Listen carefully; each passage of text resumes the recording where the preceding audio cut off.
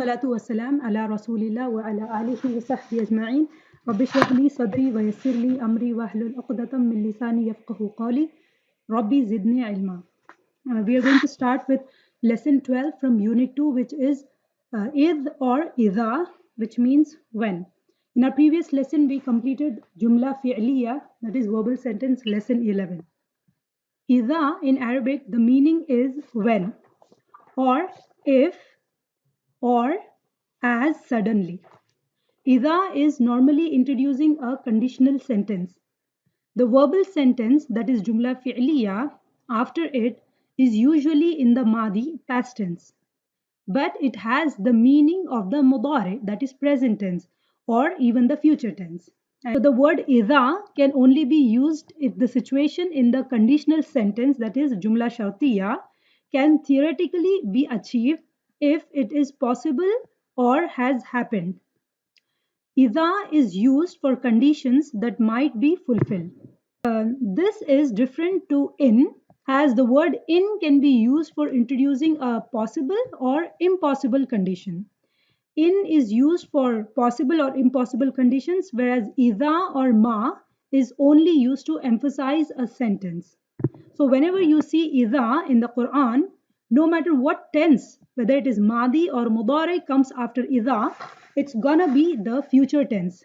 But again, there are exceptions to this rule. So the syntax for idha is you have idha, that is when, followed by a condition, and then you have the then part, and then you have the result. Like how we had for the conditional sentence, you had the conditional huruf shart before, you had the condition, and you had the then part, and then you had the result, right? So same way, even here we have when followed by a condition, then followed by the result. Idha is a ismu shart and it is a dharf that tells about the time.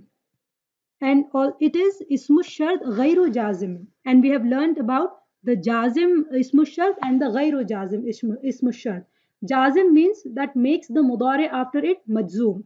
Whereas ghayru jazim, it doesn't make the mudari after it majzoom. It does not change the condition of the fi'l. And sometimes idha comes with mudari too. Usually it comes with madi. So we have idha followed by the madi, fi'l madi. Then the meaning is in the mudari. And we learned similar thing in our previous lesson. Where did we learn about this? We learned about huruf jazima, that is lam, right?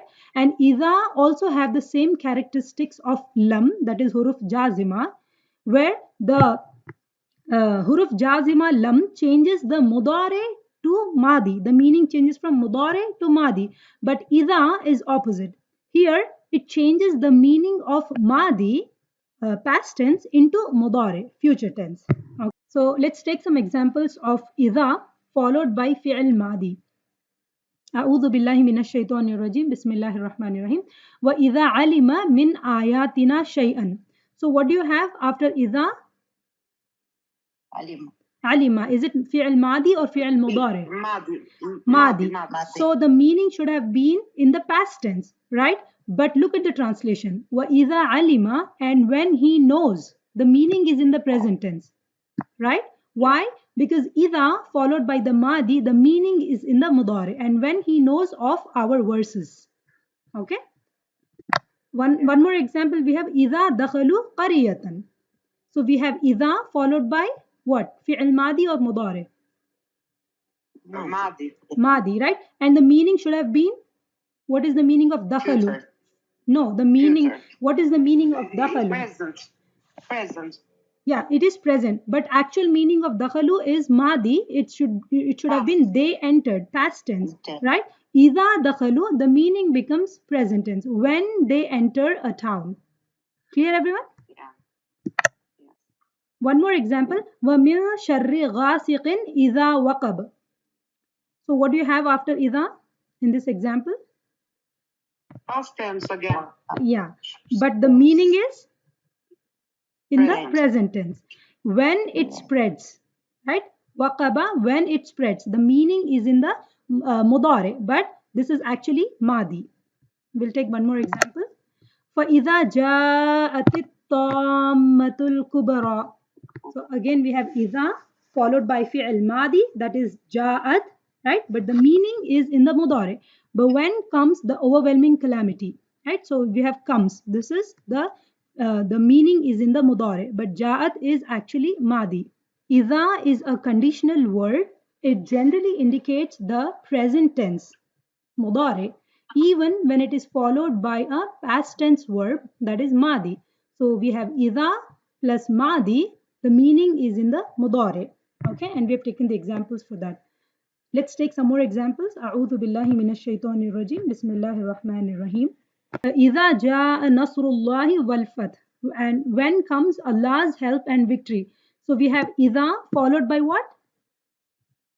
Fi'l madi, jaa, right? It should have been in the past tense. But look at the meaning. The meaning is in the present tense. So idha followed by madi, the meaning is in the mudari. Okay? Is it clear, everyone? Any questions? Yeah. Okay, alhamdulillah. وَإِذَا سَأَلَكَ عِبَادِي عَنِّي. Now tell me what is coming after idha? Again, sa'ala. Yeah, sa'ala is to ask, right? Sa'alaka. وَإِذَا سَأَلَكَ. And when my servants ask you. And the meaning is in the mudari. Idha followed by the madi, the meaning is in the mudari. وَإِذَا قُلْتُمْ فَأْدِلُوا. Whenever you speak, speak justly. Idha again followed by the madi, qultum, okay? But the meaning is in the mudari, you speak. Arada shay'an. Idha followed by the madi, arada is to intend. And the meaning is in the mudari, he intends. وَإِذَا قِيلَ لَهُمْ. When it is said to them. We have qila, okay? Idha followed by past passive. This is madi majhul. We are going to learn in our coming lessons, inshallah. Okay? And the meaning is in mudari. It is said to them. Okay? And now there are examples for exceptions to the above rule. It's not always that it's going to be in the mudari, but sometimes the meaning it's going to be in the madi as well. Like hatta idha rakiba fis safina. Until when they were in the boat. So we have idha followed by rakiba. What is rakiba? Is it madi or mudari? Madi. Madi, right? Madi. And the meaning is also in madi, when they were in the boat. Right? This is Surah Kahf. Right? They both were in the boat. Right? So we have rakiba is in the madi, and the meaning is also in the madi, past tense. It is not in the. So this is the exceptions to the above rule. Hatta idha laqiya ghulaman. Can someone explain this to me? Balaka is reached. That is the verb that is coming after idha, and it is in the madi state. And the meaning is also reached. It's not like he will reach or is reaching. MashaAllah. MashaAllah. Very good, sister. Very good. So until hatta idha balaga maghrib ash-shamsi, until when he reached. Balaga is madi. So idha followed by madi, the meaning is also the madi. So these are exceptions to the rule. Hatta idha laqiya ghulaman. Who want to try this? It's the same even here. The verb is in the past and the meaning is in the past too. Very good. Laqiya is to meet, right? They both met, and the meaning is also in the madi. Did you all understand this? Any questions? We can take more examples for exceptions to the above rule. We have hatta idha balagun nikaha. Until when they reach the age of marriage. So we have idha followed by madi. Balagu is hum, third person masculine plural, and the meaning is also in the madi. They reached. Okay. Hatta is coming always in this.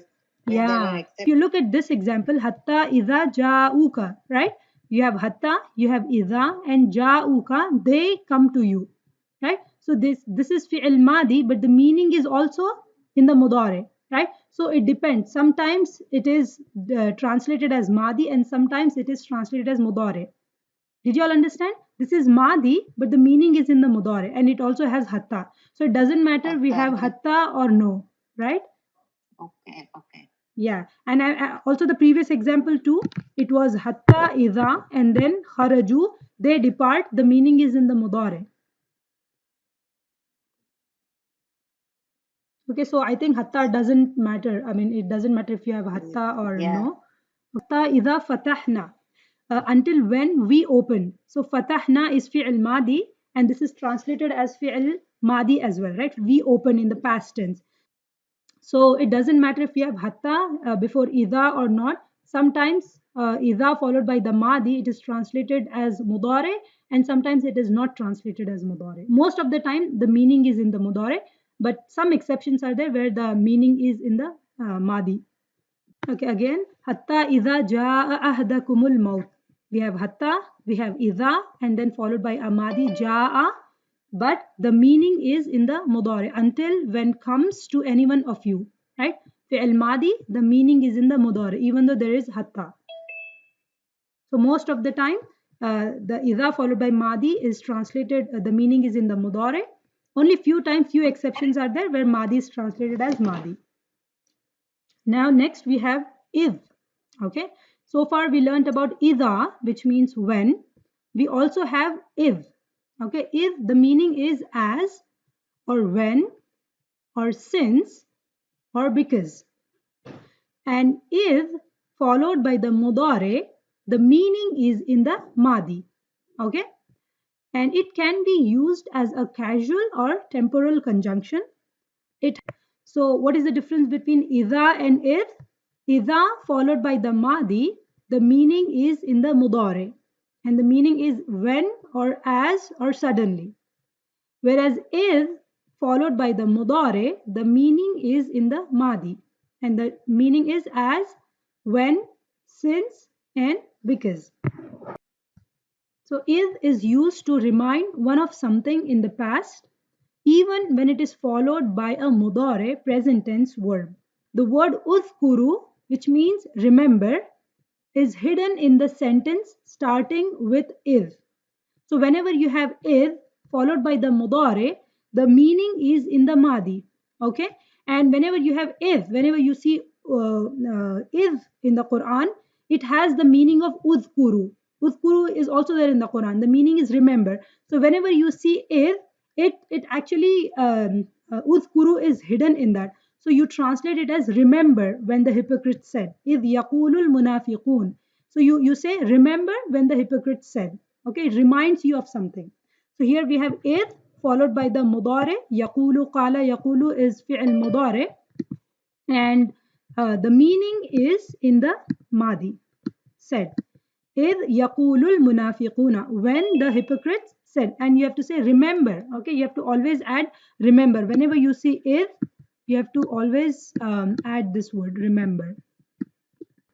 Okay. وَإِذْ يَعِدُكُمُ اللَّهُ إِحْدَى الطَّائِفَتَيْنِ, when Allah promised you one of the two enemy parties.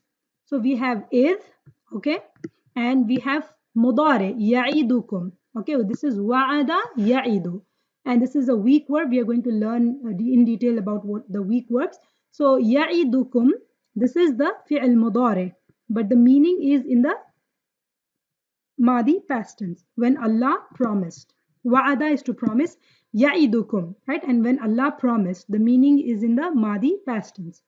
إِذْ تَسْتَغِيثُونَ رَبَّكُمْ, remember you implored the help of your Lord. So we have إِذْ followed by the mudare. Okay, تَسْتَغِيثُونَ is fi'l mudare, but the meaning is in the Madi, when you implored the help of your Lord. Okay. Next example is يُغَشِّكُمُ النُّعَاسِ, remember he covered you with a drowsiness. We have إذ followed by the mudare يُغَشِّكُمُ النُّعَاسِ. يُغَشِّكُم is the form 2. You're going to learn different forms, form 2 to form 10 inshallah in coming lessons. This is mudare, and the meaning is in the madi. Okay, when he covered you. وَإِذْ تَقُولُ لِلَّذِي أَنْعَمَ اللَّهُ عَلَيْهِ, when you said to the one who had received Allah's grace. Okay, can someone explain this to me? What is coming after إِذْ, and what is the meaning? Kulu is coming. It is the second person, Muzare. But the meaning is you said, very not good. you said. Very good. MashaAllah, sister. And we have إذ تقول. تقول is فعل مضارع, but the meaning is in the ماضي. And you have to say remember. Whenever you say إذ, it's like remember. اذكروا. إذ يريكهم الله في منامك. Remember in your dream, Allah showed them to you. So again we have إذ followed by the فعل مضارع. يريكم, this is رأى يرى. Okay, and again this is a weak word. So yurikahumullah, yurikahum is the fi'l mudari, but the meaning is in the madi. Allah showed. وَإِذْ يَرْفَعُ إِبْرَاهِيمُ الْقَوَاعِدِ. And remember, Ibrahim raised the foundations. Can someone explain this? Is followed by the mudari. So instead of translating it as he will raise, because of is, it says because of the outside door, Ibrahim alayhi salam raised. It's translated in as a madi. Very good, mashallah. This is the foundation. Very good. Rafa'a yarfa'u is to raise, and yarfa'u is fi'l mudari. It comes after id, and the meaning is in the madi, raised. Good, mashallah. إذ قال له ربه.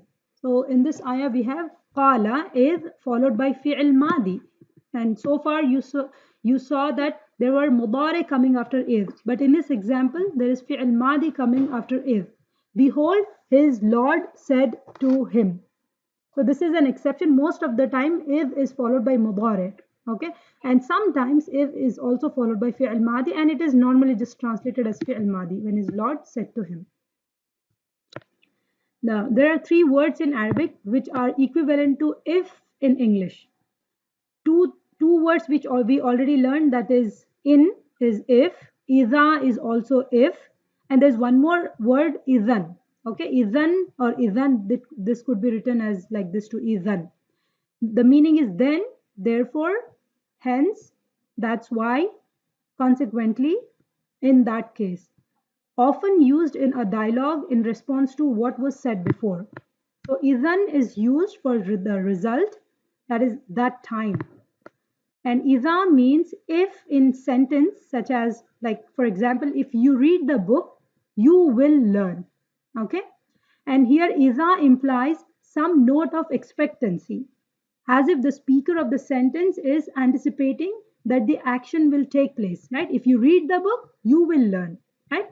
Sometimes the note of expectancy is strong, and idha can be translated as when. Idha also means when. For example, if I say, if you go to restaurant, you will eat food. Okay. The first example is the conditional clause if. Second example is the result clause, the clause that tells you what will happen when something is done. Notice that the conditional clause in Arabic is written in the madi, past tense, even though the meaning is usually in the present tense, mudari. So you will know from the context, sometimes the meaning is in the past tense. Okay, and we have taken examples of those two. So the difference between idha and id is, the meaning for idha is when or if or as, suddenly. For the meaning of id is as, when, since, and because. And this is when followed by a jumla ismiya, the meaning is suddenly or surprisingly. But if when it is followed by a madi, past tense, the meaning is when. And when it is followed by a jumla fi'liya, idha, then the meaning is remember when. Okay? And it functions as zarf, and it only comes with full sentence. Same for if too. Alhamdulillah, we are done with today's lesson. If you have any questions, let me know. I don't have any question, Baba. Okay. Alhamdulillah. Clear. Yeah, alhamdulillah, mashallah. So yeah, Subhana rabbika rabbil izzati amma yasifun wa salamun ala al-mursalin walhamdulillahi rabbil alamin bi rahmatika ya arhamar rahimin. Assalamu alaikum wa rahmatullahi.